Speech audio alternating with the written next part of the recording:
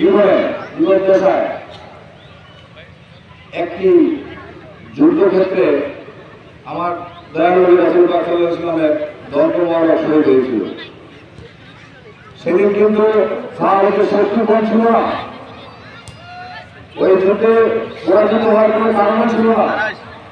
কারণটা খুবই আপনারা একটা হুকুম অমান্য করার কারণে সেদিন দণ্ডমোবারক শহীদ হয়েছিল এবং সেই যুদ্ধে ইসলাম পরাজিত হয়েছিল। আজকে থেকে 4-5 বছর আগে জাকের পার্টির চেয়ারম্যান একটা ঘোষণা দিয়েছিল, একটা আহ্বান জানিয়েছিল। সেই আহ্বানটা হয়েছিল যত সুন্নিয়তের, যত ওলি আল্লাহর দল আছে, যত মুসলমানের দল আছে, সকলকে ঐক্যবদ্ধ হওয়ার কথা বলছিল এবং বলছিল আপনারা জাকের পার্টির পতাকা তোলে আসেন, কারণ আপনাদের স্বীকৃতি নাই, আপনাদের বর্তমানে স্বীকৃতি নাই, আপনারা বাঁচতে পারবেন না। আমরা এই 5 বছর পরে আজকে আসে তার প্রমাণ পাইলাম। সেদিন যদি জাকের পার্টির চেয়ারম্যানের কথা ওনারা শুনতেন তাইলে আজকে এই ভাঙচুরের মধ্যে ওনারা পড়তেন না। আপনারা দেখছেন কত জঘন্য কাজ বাংলাদেশে হয়েছে। সেই দিন যদি সেই ছোট ছোট নৌকাগুলা এই জাকের পার্টির বৃহৎ নৌকায় উঠে যাইতেন তাইলে আজকে কবর থেকে লাশ উঠাইয়া পড়ার ক্ষমতা কারো ছিল না। আজকে আমি এই প্রোগ্রাম থেকে বলতে চাই, আপনারা তো ভেঙেছেন ছোট্ট ছোট্ট কিছু মাজার, কবর থেকে লাশ উঠেছেন, আসেন আপনাদেরকে আহ্বান করে, যদি আপনাদের শক্তি থাকে বিশ্ব জাকের মন্দিরে আসেন, একটা ইট খুলে দেখান আপনাদের কত ক্ষমতা। এই জন্যই বললাম আপনারা আরো মানেন যে আল্লাহ সর্বশক্তিমান, এটা স্বীকার করেন তো? যদি আল্লাহ সর্বশক্তিমান হয়ে থাকে আর সেই দলের যদি প্রতিনিধি আমরা হয়ে থাকি, সেই দলের অনুসারী যদি আমরা হয়ে থাকি, তাহলে সেই আল্লাহর বান্দারা কিভাবে কবর থেকে উঠে লাশ পুরাই দেয়? সম্ভব না। আসলে আমরা ওই যে বল না, খোদা তোমায় ডাকতে জানি না, ডাকার মতন ডাকলে খোদা কেমনে শুনে না।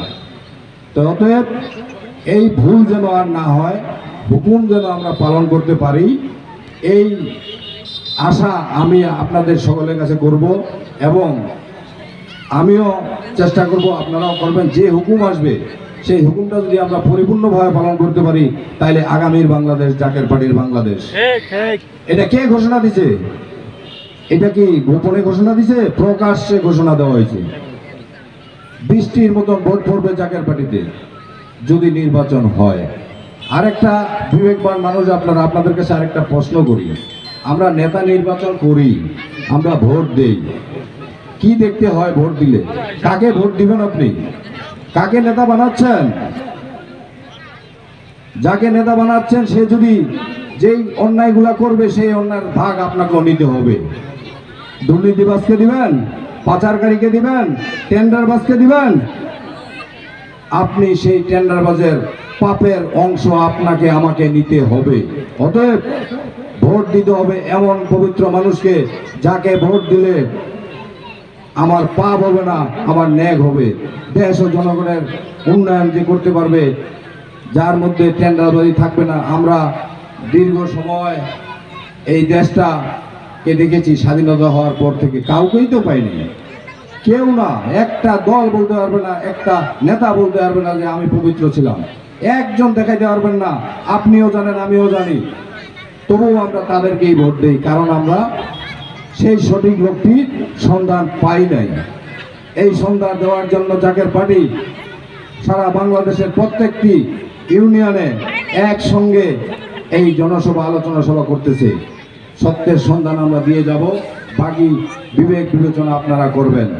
আমাদের 36 বছরের জাকের পার্টির যদি একটা দুর্নীতি, একটা অন্যায়, একটা টেন্ডারবাজি দেখাইতে পারেন তাহলে আমরা জীবনে আর রাজনীতি করব না। যদি দেখাইতে না পারেন, 36 বছর যেহেতু করি নাই, তাহলে ভবিষ্যতেও আমরা করব না। জাকের পার্টির ভাইস চেয়ারম্যান সায়েম আবু ফয়সাল ঘোষণা দিয়েছেন আমাদেরকে 3টি বছর সময় দেন। 3 বছরের মধ্যে বাংলাদেশের মুখে হাসি, বাংলাদেশের মানুষের মুখে হাসি ফুটাইতে না পারলে আমরা স্বেচ্ছায় ক্ষমতা ছেড়ে দিব। অতএব আহ্বান করব, একবার সত্যের পথে আমরা আসি। সত্যের সুঘ্রাণ আমরা নেই, ইহকাল পরকালে অবশ্যই আমরা এর উপকার পাবো। যা হোক, অনেক নেতৃবৃন্দ এখানে আছেন, ওনারা কথা বলবেন। আমার বেশি কিছু বলার ইচ্ছা থাকলেও উপায় নাই, যেহেতু স্বাগত বক্তব্য। এই অল্প সময়ের মধ্যে আমার কথা বলার মধ্যে যদি কোনো ভুল ত্রুটি হয়ে থাকে, আপনারা ভাই হিসাবে ক্ষমা করে দিবেন। আপনারা সকলেই ভালো থাকেন, সুস্থ থাকেন, এই কামনা ব্যক্ত করে আমার এই সংক্ষিপ্ত বক্তব্য আমি এখানেই শেষ করছি। আসসালামু আলাইকুম ওয়া রাহমাতুল্লাহ।